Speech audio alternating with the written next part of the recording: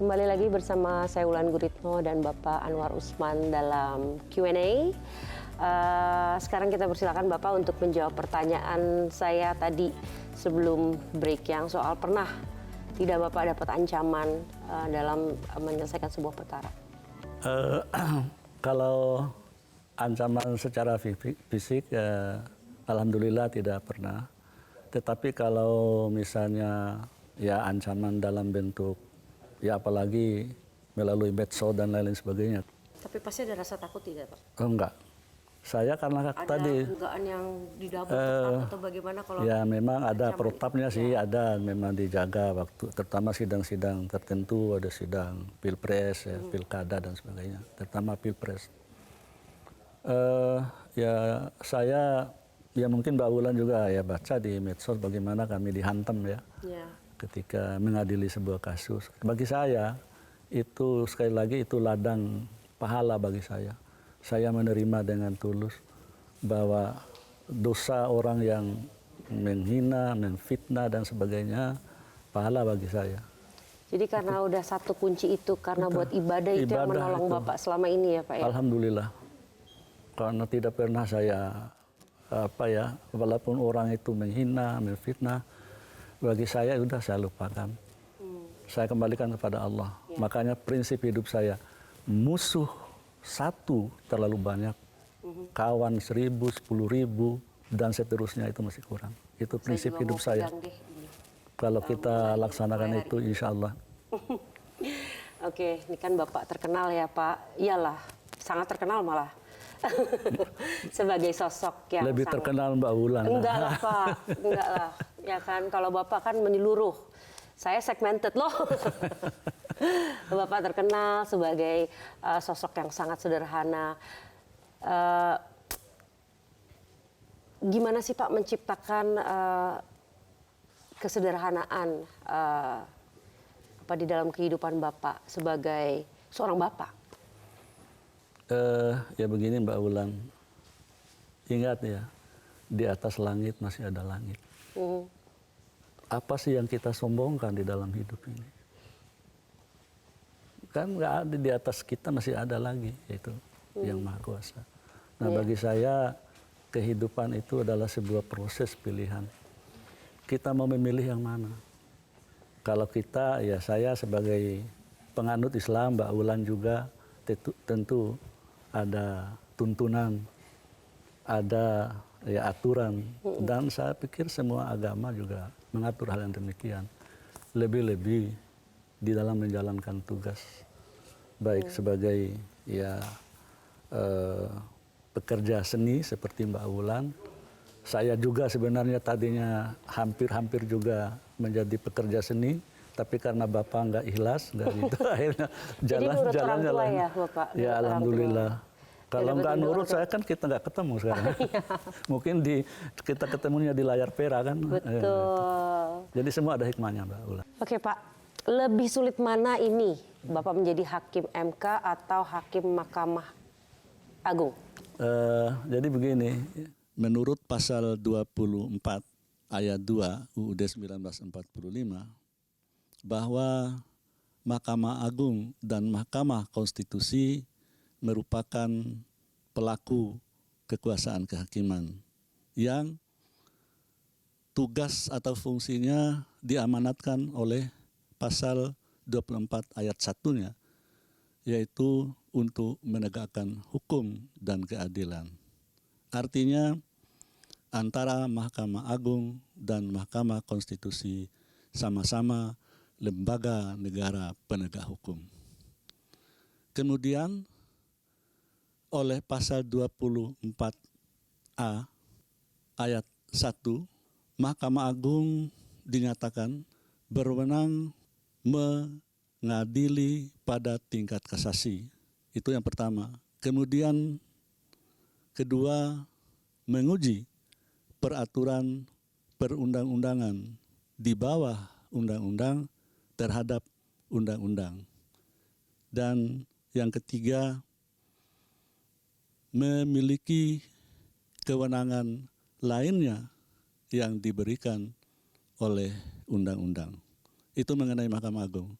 Kemudian mengenai Mahkamah Konstitusi diatur dalam pasal 24C yang ayat 1-nya berbunyi, Mahkamah Konstitusi berwenang mengadili pada tingkat pertama dan terakhir yang putusannya bersifat final untuk satu, menguji undang-undang terhadap Undang-Undang Dasar. Yang kedua, memutus sengketa kewenangan antar lembaga negara yang kewenangannya diberikan oleh Undang-Undang Dasar. Ketiga, memutus pembubaran partai politik. Yang keempat, memutus sengketa hasil pemilihan umum. Kemudian oleh ayat 2 dalam pasal 24C UUD 1945 itu dinyatakan Mahkamah Konstitusi wajib memutus pendapat DPR mengenai dugaan pelanggaran yang dilakukan oleh Presiden dan atau Wakil Presiden menurut Undang-Undang Dasar. Demikian Mbak Ulan, sehingga dapat disimpulkan bahwa Mahkamah Agung dan Mahkamah Konstitusi yang merupakan sama-sama pelaku kekuasaan kehakiman, tugasnya adalah sama-sama untuk menegakkan hukum dan keadilan. Nah, tetapi yang pasti tugas dan fungsi Mahkamah Agung dan Mahkamah Konstitusi dalam setiap menjatuhkan putusan selalu dimulai dengan kalimat demi keadilan berdasarkan ketuhanan yang Maha Esa. Demikian, Mbak Ulan. Tadi awal-awal kita pertanyaan-pertanyaan seru, terus kemudian dia rada berat sedikit. Nah sekarang kita ringankan lagi gimana Pak? Siap. Nyanyi gimana kita siap. Pak? Duet? Siap. Tapi nih lagunya yang saya tahu juga boleh nggak? Oke, kita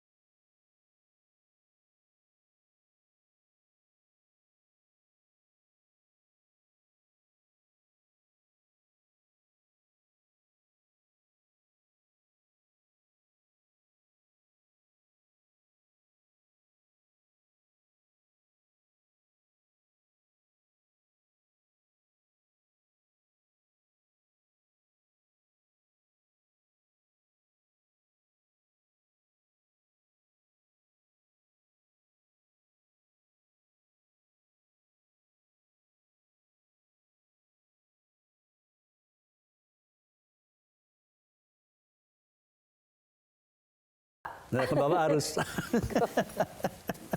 Mantap. Aduh Bapak, terima kasih sekali atas kehadirannya di sini.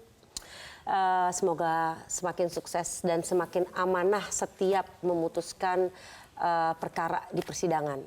Terima kasih. Insya Allah amanah dari Mbak Ulan akan tetap saya pertahankan dan tetap saya jadikan acuan di dalam setiap langkah untuk bangsa dan negara. Seorang pemimpin tidak lahir begitu saja.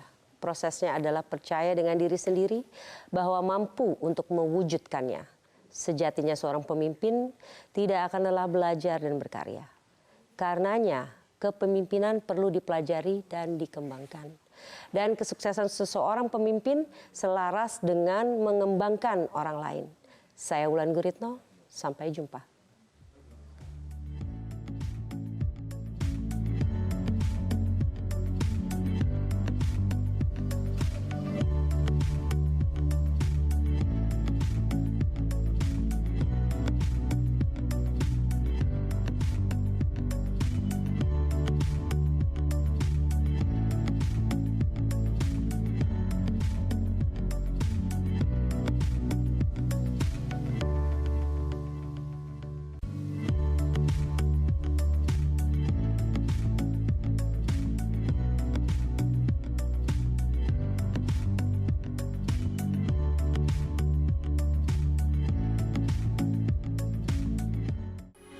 Metro TV, knowledge to elevate.